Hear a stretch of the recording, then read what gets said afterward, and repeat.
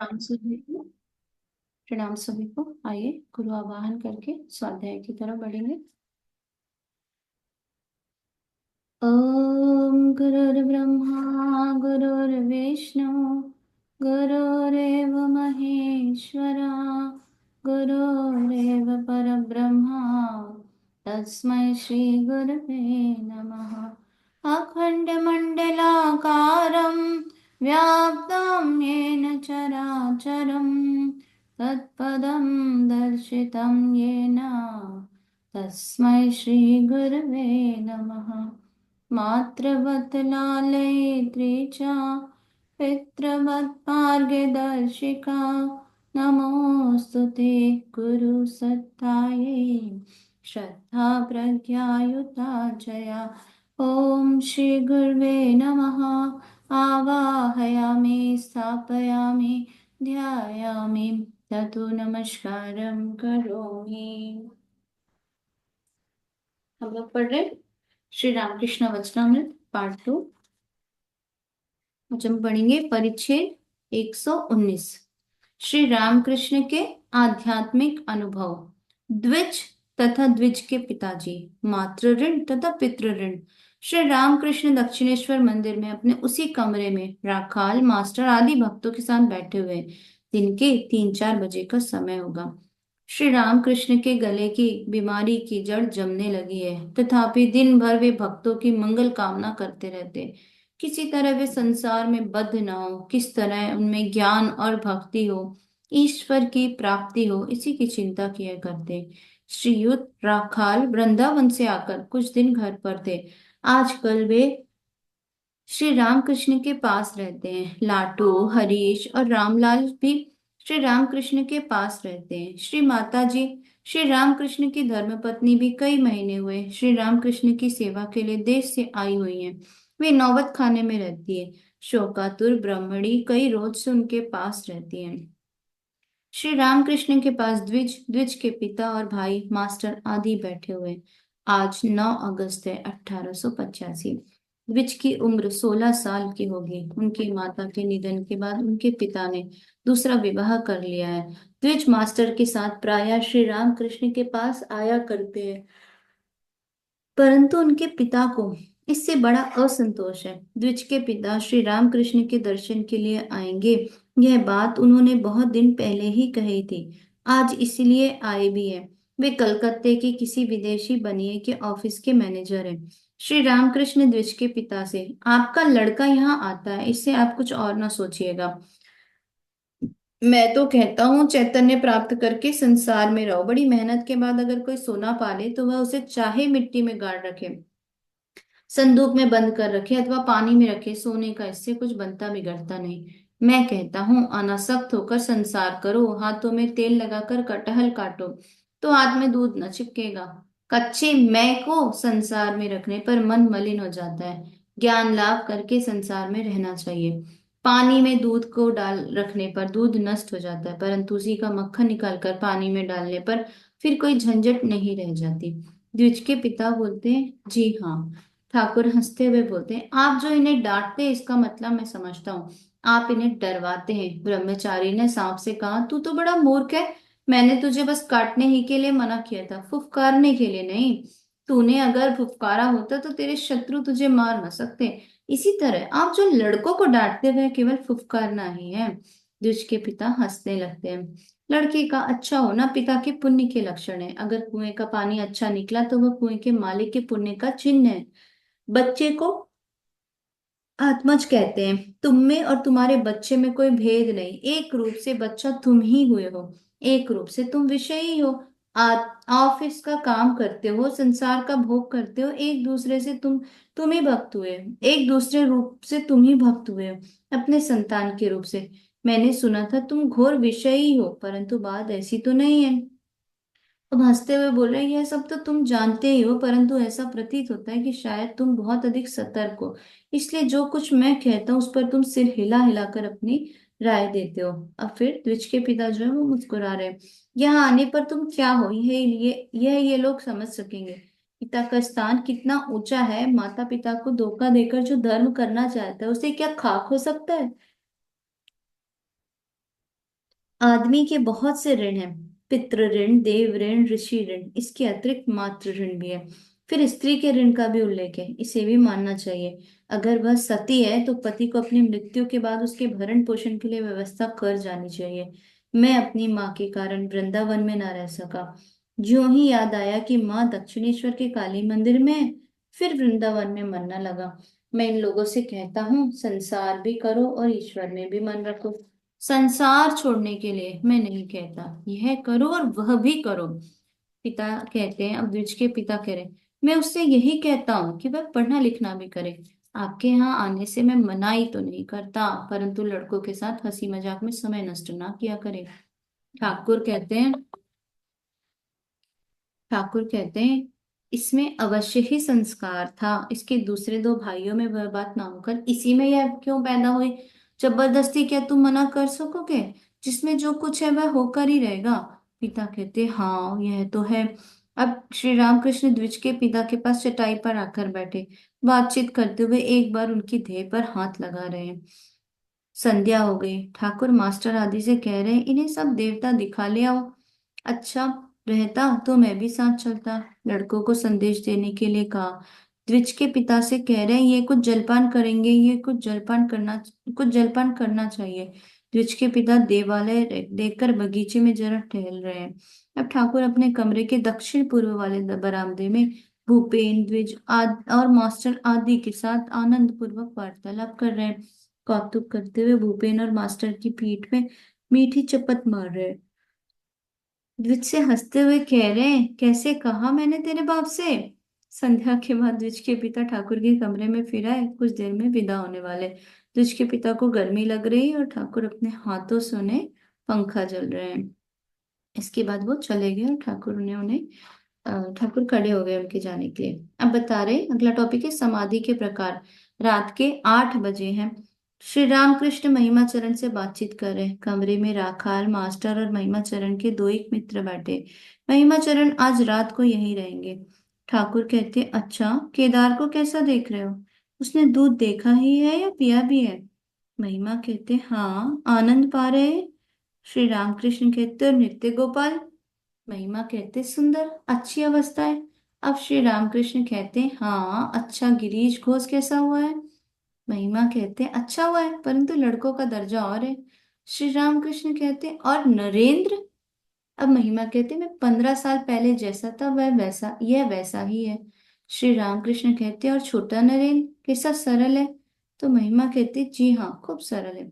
श्री रामकृष्ण कहते, तुमने ठीक कहा है। सोचते हुए, और कौन है? जो सब लड़के यहाँ आ रहे हैं उन्हें बस दो बातों को जानने से ही हुआ। ऐसा होने से फिर अधिक साधन भजन न करना होगा।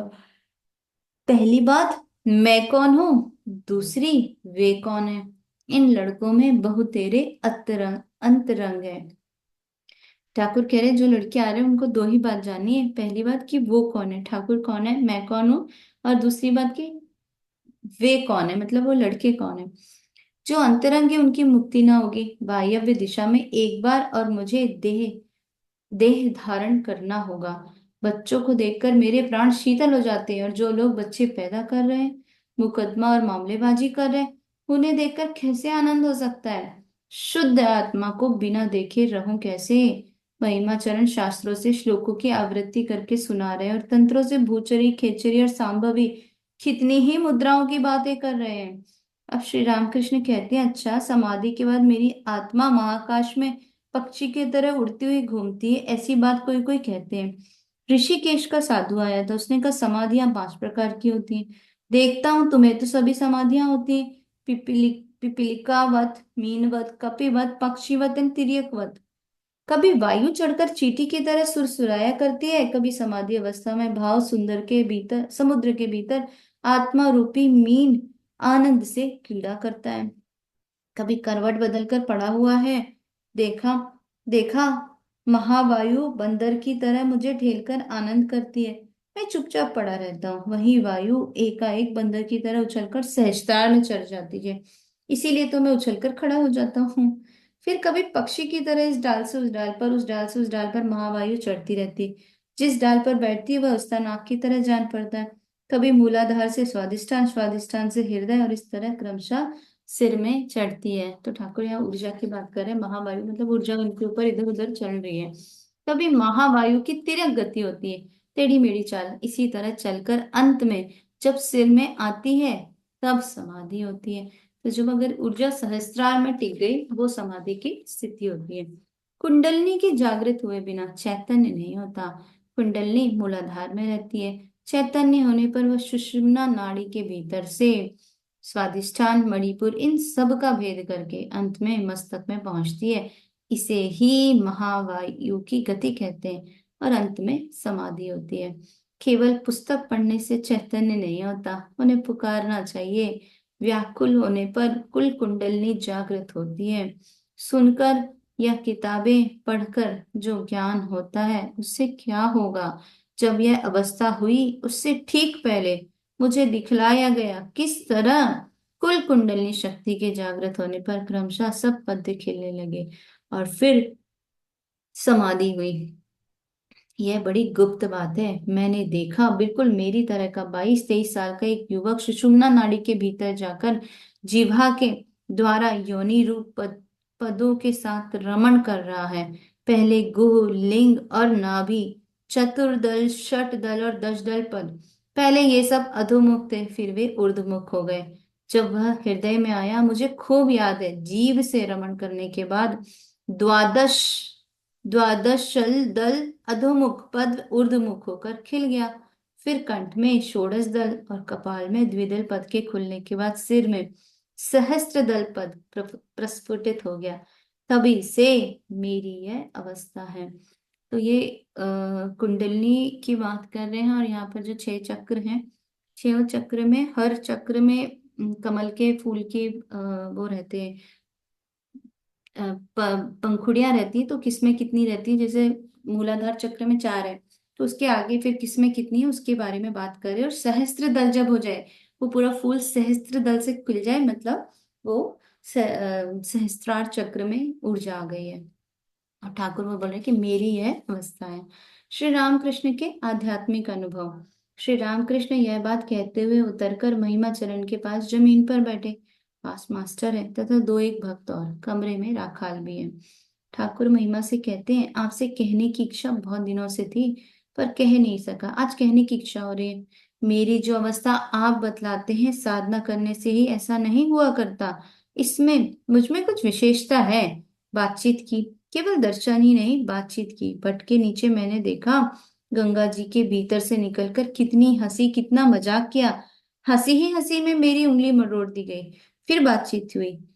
वे बोले, वे मतलब यहाँ पर भगवान बोले, 3 दिन लगातार मैं रोया। उन्होंने वेदों, पुराणों और तंत्रों में क्या है सब दिखला दिया। महामाया क्या है यह भी एक दिन दिखला दिया।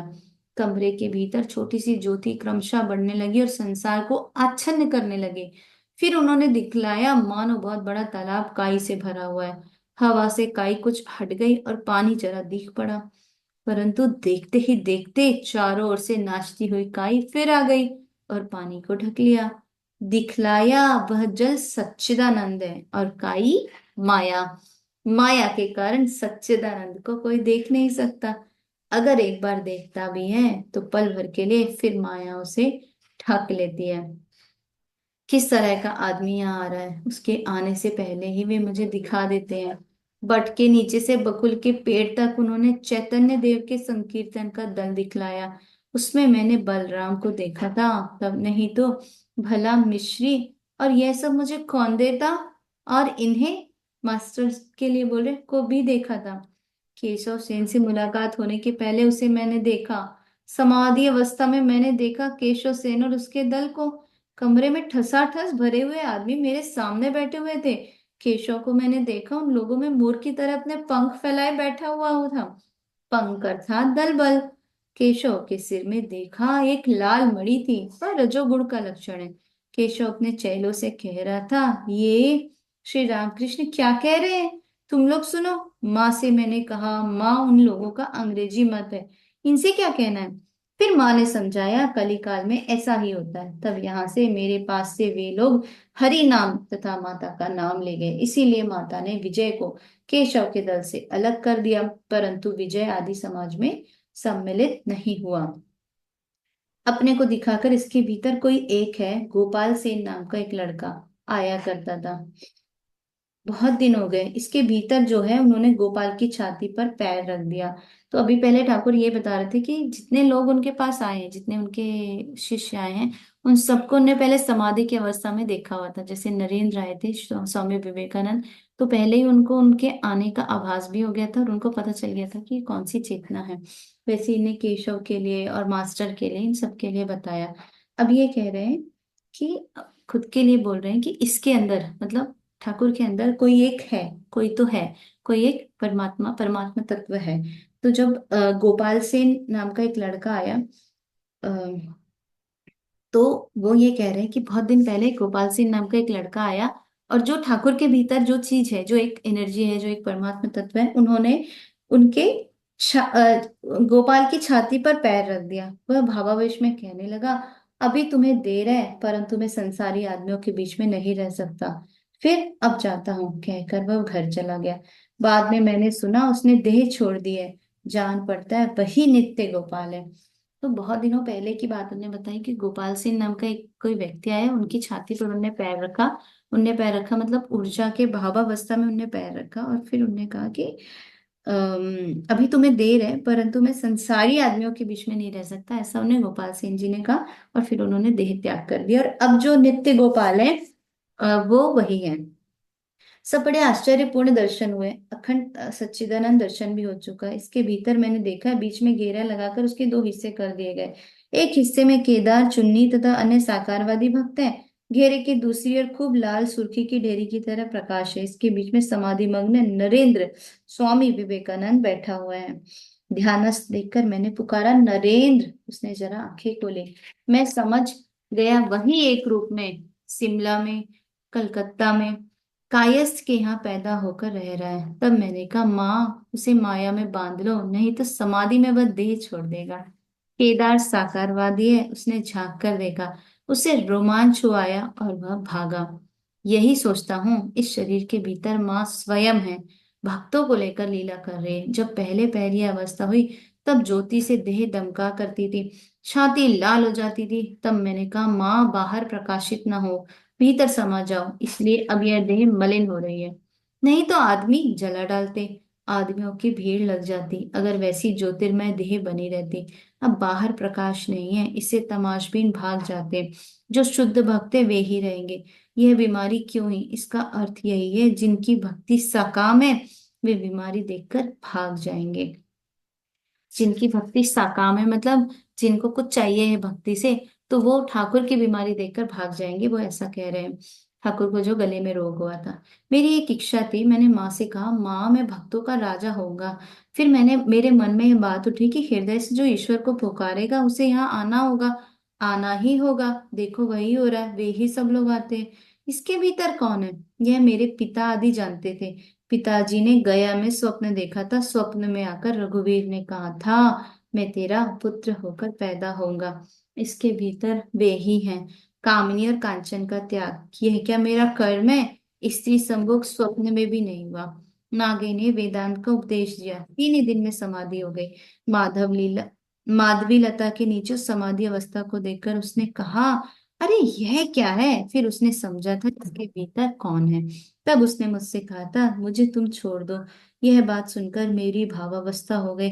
उसी अवस्था में मैंने कहा, वेदांत का बोध हुए बिना तुम यहाँ से नहीं जा सकते।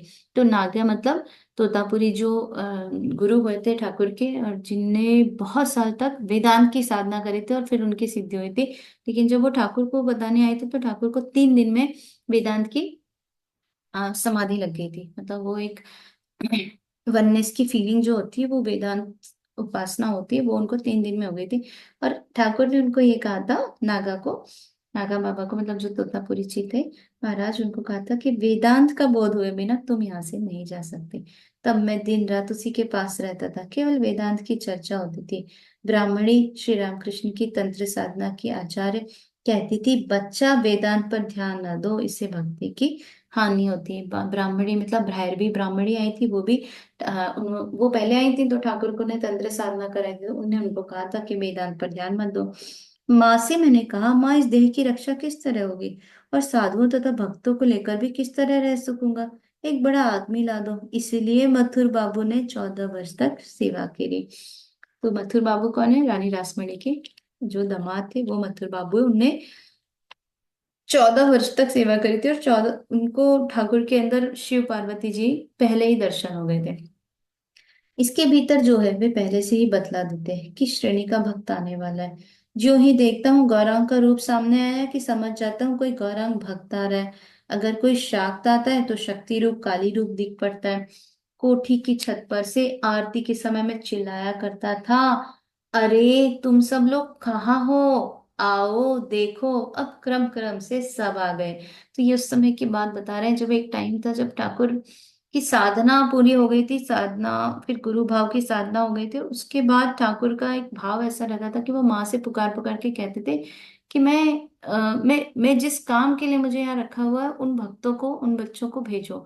तो बहुत रो के ठाकुर कम से कम 8 महीने तक रोए हैं इस पीड़ा से कि बच्चों को भेजो जिनके लिए मैं आया हूँ। वही बोल रहे हैं कि मैं आरती के समय चिल्लाया करता था और कहता था, अरे तुम सब लोग कहाँ हो। मतलब नरेंद्र और राखाल और शारदानंद जी, इन सब के लिए बोल रहे हैं कि इनको कहाँ है ये लोग। तो ये फिर अब धीरे धीरे आने लगे। इसके भीतर वे खुद हैं, स्वयं ही मानो इन सब भक्तों को लेकर काम कर रहे हैं। तो अपनी देह के लिए बोल रहे हैं कि इसके भीतर माँ खुद है और वो खुद ही अपने भक्तों के लिए काम कर रहे हैं। एक एक भक्त की अवस्था कितने आश्चर्य की है। छोटा नरेन इसे कुंभक आप ही आप होता है, और फिर समाधि में एक एक बार, कभी कभी 2.5 घंटे तक, कभी और देर तक। कैसे आश्चर्य की बात है। कुंभक मतलब सांसों का रुक जाना। तो कुंभक जब हम लगाते तो वो वही बता रहे कि उनको ऐसा कुंभक हो जाता था कि 2.5 2.5 घंटे तक वो बिना सांस के। समाधि की स्थिति वही होती है कि जिसमें इंसान बिल्कुल पूरी तरह सांस का आ रही जा रही है वो पता नहीं चलता है। तो वही स्थिति उनकी हो जाती थी। यहाँ सब तरह की साधनाएं हो चुकी हैं, ज्ञान योग, भक्ति योग, कर्म योग। उम्र बढ़ाने के लिए हठ योग भी किया जा चुका है।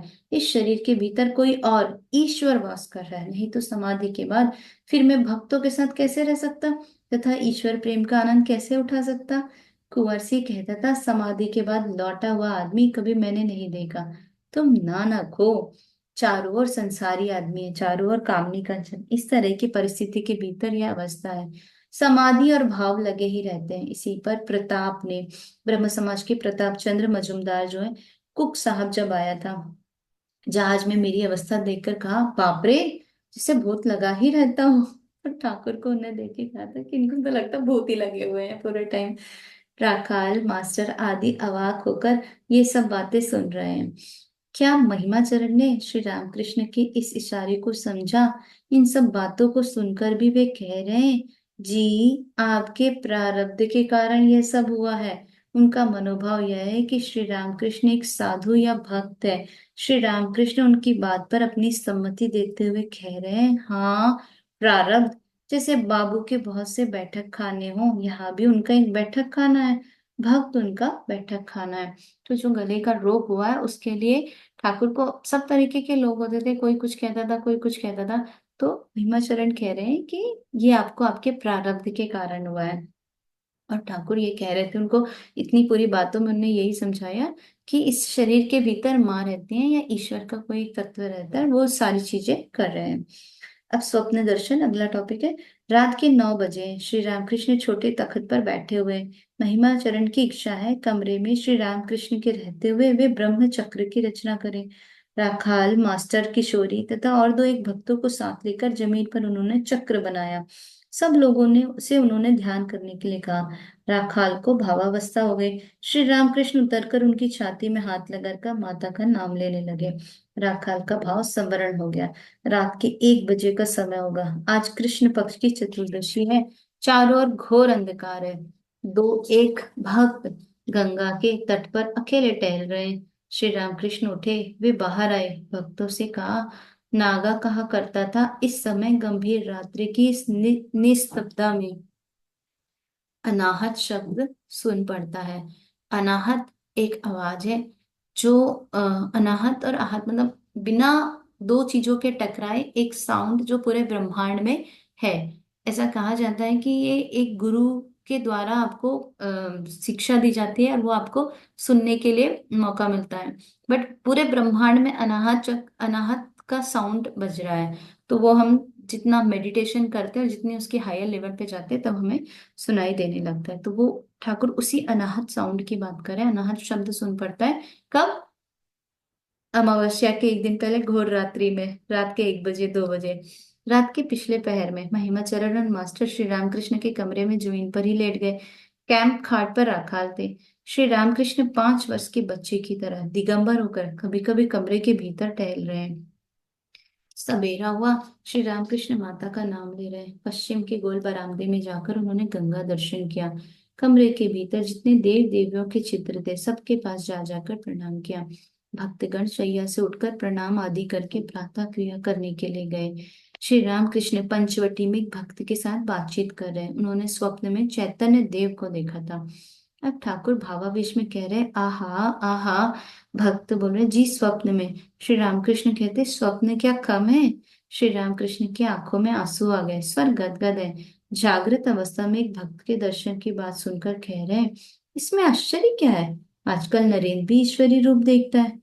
प्रातः क्रिया समाप्त करके महिमाचरण ठाकुर मंदिर के उत्तर पश्चिम की ओर के शिव मंदिर में जाकर निर्जन में वेद मंत्रों का उच्चारण कर रहे हैं। दिन के 8 बजे का समय। मणि जो है गंगा नहाकर श्री रामकृष्ण के पास आए। संतप्त ब्राह्मणी भी श्री रामकृष्ण के दर्शन करने के लिए आई है। श्री रामकृष्ण ब्राह्मणी से कहती, इन्हें कुछ प्रसाद देना, मतलब मास्टर को, मास्टर के लिए कह रहे हैं कि इनको कुछ प्रसाद दे दो, पूरी मिठाई ताक पर रखा है। ब्राह्मणी कहती है, पहले आप पाइए फिर वे भी पालेंगे। श्री रामकृष्ण कहते हैं, तुम पहले जगन्नाथ जी का भात खाओ फिर प्रसाद पाना। प्रसाद पाकर मणि शिव मंदिर में शिव दर्शन करके श्री रामकृष्ण के पास लौट आए और प्रणाम करके विदा हो रहे। और फिर ठाकुर भी उनको बोल रहे हैं, तुम चलो तुम्हें काम पर जाना है। मौनधारी श्री रामकृष्ण और माया का दर्शन। श्री रामकृष्ण दक्षिणेश्वर मंदिर में प्रातः 8 बजे से दिन के 3 बजे तक मौन व्रत धारण किए हुए। आज मंगलवार है, 11 अगस्त 1885 ईस्वी। कल अमावस्या थी। श्री रामकृष्ण कुछ अस्वस्थ हैं। क्या उन्होंने जान लिया है कि शीघ्र ही वे इस धाम को छोड़ाएंगे? क्या इसीलिए मौन धारण किए हुए हैं? उन्हें बात न करते देख श्री माँ रो रही हैं। राखाल और लाटू रो रहे हैं। बाग बाजार की ब्राह्मणी भी इस समय आई थी, वह भी रो रही है। भक्तगण बीच बीच में पूछ रहे हैं, क्या आप हमेशा के लिए चुप हो गए? चुप रहेंगे? श्री रामकृष्ण इशारे से कह रहे, नहीं, नारायण आए हैं दिन के 3 बजे के समय। अब नारायण आए हैं दिन के 3 बजे के समय।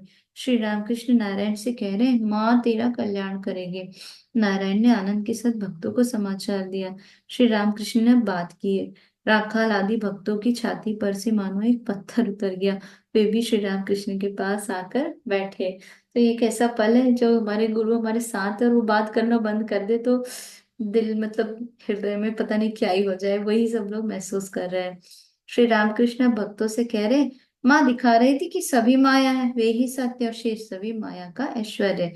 और एक बात देखी, भक्तों में से किसका कितना हुआ है? नारायण आदि भक्त कहते, अच्छा किसका कितना हुआ है? श्री रामकृष्ण ने कहा, इन सभी को देखा, नित्य गोपाल, राखाल, नारायण, पूर्ण, महिमा, चक्रवर्ती आदि। वो एक प्रकार से भक्तों की परीक्षा भी ले रहे थे। अब अगला टॉपिक है श्री रामकृष्ण गिरीश शशाधर पंडित आदि भक्तों के साथ। श्री रामकृष्ण की बीमारी का समाचार कलकत्ते के भक्तों को प्राप्त हुआ। उन्होंने सोचा कि शायद वह उनके गले में एक प्रकार का घाव मात्र है। रविवार 16 अगस्त अनेक भक्त उनके दर्शन के लिए आए। गिरीश, राम, नित्यपाल, महिमा चक्रवर्ती, किशोरी, पंडित शशधर, तर्क चूड़ामणि आदि ठाकुर पहले जैसे ही आनंदमय हैं तथा भक्तों के साथ वार्तालाप कर रहे हैं। अब ठाकुर कहते हैं, रोग की बात माँ से कह नहीं सकता, कहने में लाज लगती है।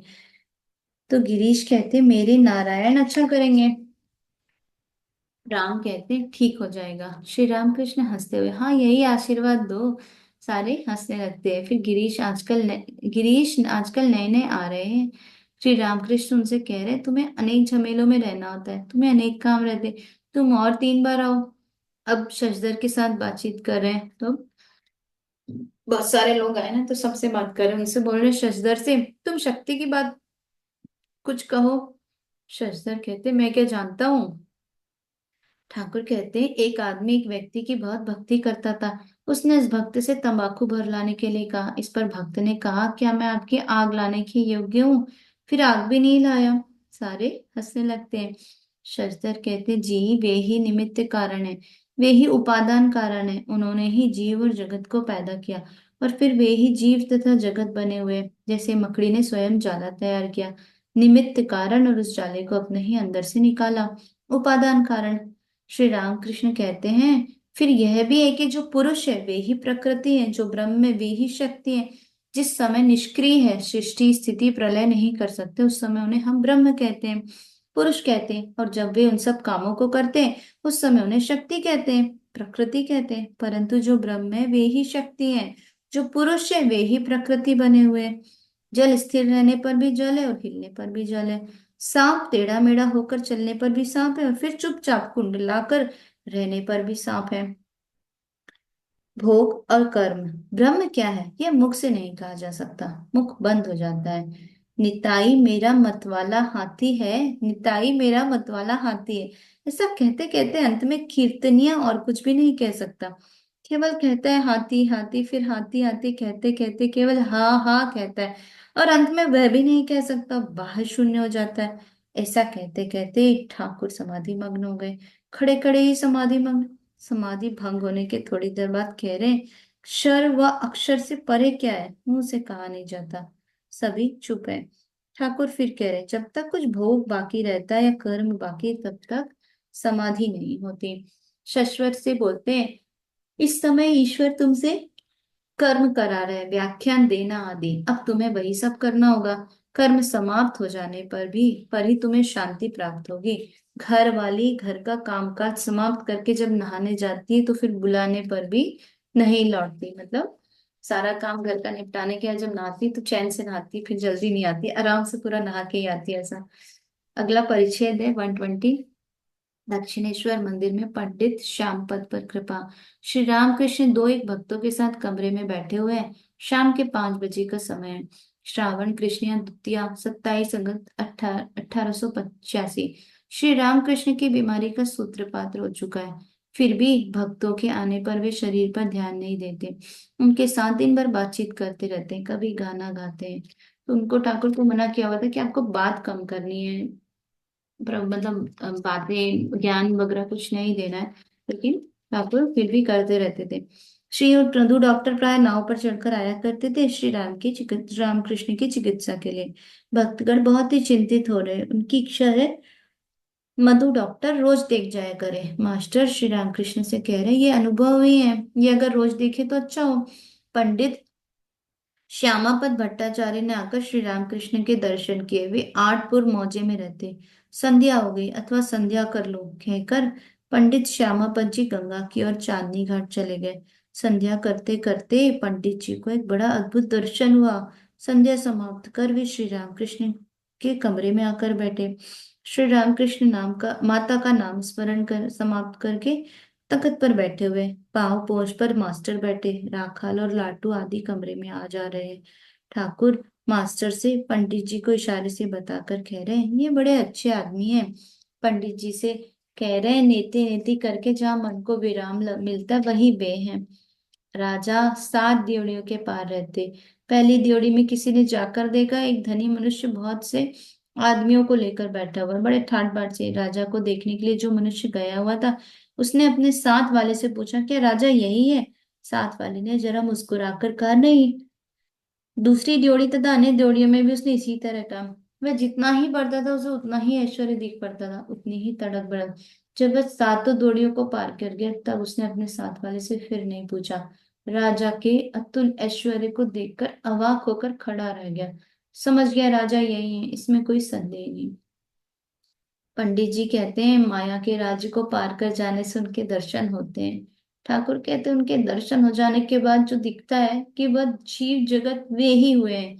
ये संसार धोखे की टट्टी है, स्वप्नवत है। यह बोध तभी होता है जब साधक नेति नेति का विचार करता है। उनके दर्शन हो जाने पर यही संसार मौज की कुटिया हो जाता है। केवल शास्त्रों के पाठ से क्या होगा? पंडित लोग सिर्फ विचार किया करते हैं। पंडित जी कहते हैं, मुझे कोई पंडित कहता है तो घृणा होती है। श्री रामकृष्ण कहते ये उनकी कृपा है, पंडित लोग केवल विचार करते, परंतु किसी ने दूध का नाम मात्र सुना है और किसी ने दूध देखा है। दर्शन हो जाने पर सबको नारायण देखोगे, देखोगे, नारायण ही सब कुछ हुए हैं। पंडित नारायण का स्तव सुना रहे हैं। श्री रामकृष्ण आनंद में मग्न है। अब पंडित जी कह रहे हैं, ये गा रहे हैं नारायण का स्तव, सर्वभूत स्तनमात्मानं सर्वभूतानि चात्मनि इक्षते योग युक्तत्मा सर्वत्र समदर्शना। अब श्री रामकृष्ण कह रहे हैं, आपने अध्यात्म रामायण देखी है? पंडित जी कहते जी हाँ, कुछ कुछ देखी है। श्री रामकृष्ण कहते हैं ज्ञान और भक्ति से वह पूर्ण है। शबरी का उपाख्यान, अहिल्या की स्तुति सब भक्ति से पूर्ण है, परंतु एक बात है, वे विषय बुद्धि से बहुत दूर है। पंडित जी कहते हैं जहाँ विषय बुद्धि है वे वहां से सुदूरम है, और जहाँ वह बात नहीं है वहां वे अधूरम है। उत्तर पाड़ा के एक जमींदार मुखर्जी को मैंने देखा, उम्र पूरी हो गई है और वह वहां बैठा हुआ उपन्यास सुन रहा था। श्री रामकृष्ण कहते हैं अध्यात्म में एक बात और लिखी है, वह यह है कि जीव जगत वे ही हुए हैं। पंडित जी आनंदित होकर यमलार्जुन के द्वारा की गई इसी भाव की स्थिति की आवृत्ति कर रहे हैं। श्रीमद् भगवत के 10वें स्कंद से, कृष्ण कृष्ण महायोगिन त्वमाद्या पुरुषा पर, व्यक्ता व्यक्तमिदं विश्वं रूपं ते ब्रह्मणो विदु, त्वमेकः सर्वभूतानां देह स्वात्मेन्द्रियेश्वरः, त्वं महान् प्रकृति सूक्ष्म रजा सत्वतमोमयि सत्तम, त्वमे पुरुषोत्यक्षा सर्व क्षेत्र विचारविद। स्तुति जानकर श्री रामकृष्ण समाधि मग्न हो गए। खड़े हुए हैं, पंडित जी बैठे हैं। पंडित जी की गोद और छाती पर एक पैर रखकर श्री रामकृष्ण हंस रहे हैं। पंडित जी चरण धारण करके कह रहे हैं, गुरु चैतन्यम देहि, गुरु चैतन्यम देहि। श्री रामकृष्ण छोटे तखत के पास पूर्वास से खड़े हुए। कमरे से पंडित जी के चले जाने पर श्री रामकृष्ण मास्टर से कह रहे हैं, मैं जो कुछ कहता हूँ वह पूरा उतर रहा है ना? जो लोग अंतर से उन्हें पुकारेंगे उन्हें यहाँ आना होगा। रात के 10 बजे सूजी की थोड़ी सी खीर खाकर श्री रामकृष्ण ने शयन किया। मणि से कहा, पैरों में जरा हाथ तो फेर दो। कुछ देर बाद उन्होंने देह और छाती में भी हाथ फेर देने के लिए कहा। एक झपके के बाद उन्होंने मणि से कहा, तुम आओ सो देखो अगर अकेले में आंख लगे। फिर रामलाल से कहा, कमरे के भीतर ये मणि और रखा चाहे तो सो सकते हैं। श्री रामकृष्ण तथा ईशु। सवेरा हुआ। श्री रामकृष्ण उठकर माता का स्मरण कर रहे हैं। शरीर अस्वस्थ रहने के कारण भक्तों को वह मधुर नाम सुनाई न पड़ा। प्रातः कृत्य समाप्त करके श्री रामकृष्ण अपने आसन पर बैठे। मणि से पूछ रहे हैं, अच्छा रोग क्यों हुआ? मणि कहते हैं, जी आदमी की तरह अगर सब बातें ना होंगी तो जीवों में साहस फिर कैसे होगा? वे देखते इस देह में इतनी बीमारी, फिर भी आप ईश्वर को छोड़ और कुछ भी नहीं जानते। ठाकुर हंसते हुए बोलते, बलराम ने भी कहा, आप ही को अगर यह है तो हमें फिर क्यों नहीं होगा? सीता के शोक से जब राम धनुष्य न उठा सके तब लक्ष्मण को बड़ा आश्चर्य हुआ, परंतु पंचभूतों के फंदे में पड़कर ब्रह्म को भी आंसू बहाना पड़ता है। मणि कहते हैं, भक्तों का दुख देखकर यीशु भी साधारण मनुष्यों की तरह रोए थे। ठाकुर कहते, क्या हुआ था? मणि कहते, जी मार्था और मेरी दो बहनें थी, उनके एक भाई थे लेजरस। ये तीनों यीशु के भक्त थे। लेजरस का देहांत हो गया। यीशु उनके घर जा रहे थे, रास्ते में एक बहन मैरी दौड़ी हुई आई और उनके पैरों पर गिरकर रोने लगी और कहा, प्रभु तुम अगर आ जाते तो वह ना मरता। उसका रोना देखकर यीशु भी रोए थे। फिर वे कब्र के पास जाकर उसका नाम ले लेकर पुकारने लगे। लजरस जीकर उनके पास आ गया। श्री रामकृष्ण कहते, मैं ये सब बातें नहीं कर सकता। बड़ी कहते, आप खुद नहीं करते क्योंकि आपकी इच्छा नहीं होती, ये सब सिद्धियां हैं इसलिए आप नहीं करते। उनका प्रयोग करने पर आदमी का मन देह की ओर चला जाता है, शुद्धा भक्ति की ओर नहीं, इसीलिए आप नहीं करते। आपके साथ ईशु का बहुत कुछ मेल होता है। ठाकुर हंसते हुए बोलते हैं, अच्छा और क्या क्या मिलता है? बड़ी कहते हैं, आप भक्तों से ना तो व्रत करने के लिए कहते हैं ना किसी दूसरी कठोर साधना के लिए। खाने पीने के लिए भी कोई कठोर नियम नहीं है। यीशु के शिष्यों ने रविवार को नियमानुकूल भोजन नहीं किया, इसलिए जो लोग शास्त्र मानकर चलते थे उन लोगों ने उनका तिरस्कार किया। यीशु ने कहा, वे लोग खाएंगे और खूब खाएंगे, जब तक वर के साथ है तब तक बारात वाले आनंद तो करेंगे ही। ठाकुर कहते, इसका क्या अर्थ है? मणि कहते अर्थात जब तक अवतारी पुरुष के साथ है तब तक अंतरंग शिष्य सब आनंद में ही रहेंगे। क्यों वे निरानंद का भाव लाए? जब वे निजधाम चले जाएंगे तब उनके अंतरंग शिष्यों के निरानंद के दिन आएंगे। ठाकुर हंसते हुए कहते और भी कुछ मिलता है? मणि कहते जी, आप जिस तरह कहते हैं लड़कों में कामनी और कांचन का प्रवेश नहीं हुआ, वे उपदेशों की धारणा कर सकेंगे। जैसे नई हंडी में दूध रखना, दही जमाई हंडी में रखने से दूध बिगड़ सकता है। यीशु भी अच्छी तरह कहते थे। ठाकुर कहते हैं क्या कहते थे? मणि कहते पुरानी बोतल में शराब रखने से बोतल फूट सकती है। पुराने कपड़ों में नया पेवन लगाने पर कपड़ा जल्दी फट जाता है। आप जैसा कहते हैं माँ और आप एक हैं, उसी तरह वे भी कहते थे पिता और मैं एक हूँ। ठाकुर हंसते हुए कहते और कुछ? मणि कहते आप जैसा कहते व्याकुल होकर पुकारने से वे सुनेंगे। वे भी कहते व्याकुल होकर द्वार पर धक्का मारो, द्वार खुल जाएगा।